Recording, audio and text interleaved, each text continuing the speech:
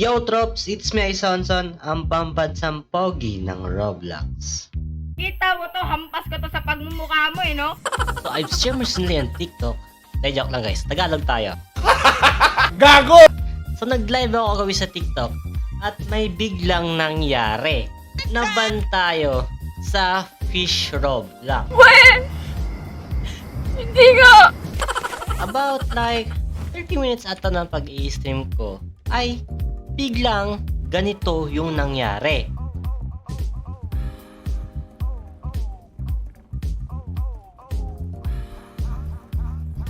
So I tried to appeal in Fish Support in Discord but the appeal was denied.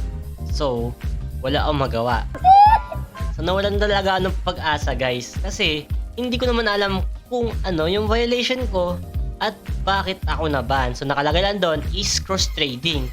So hindi ako tumigil ng paghahanap ng solusyon habang nakausap ko ang isang developer ng Fish game or Fish Roblox. Sa Fish Roblox mga lord. Yan. So, ito yung sinabi ko sa kanya. At syempre, pinakita ko sa kanya yung picture guys at sinabi ko, wala naman akong paglabag dun sa stream. Ayun. So, dun ako nagkamali.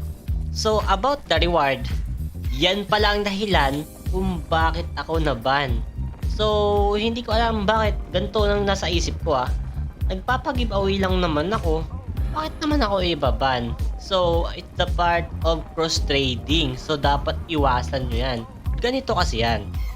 So, while first, second, and third prize, yung mga viewers mo ay magkakandara pang manalo. Yung iba, gagamit ng TikTok coins.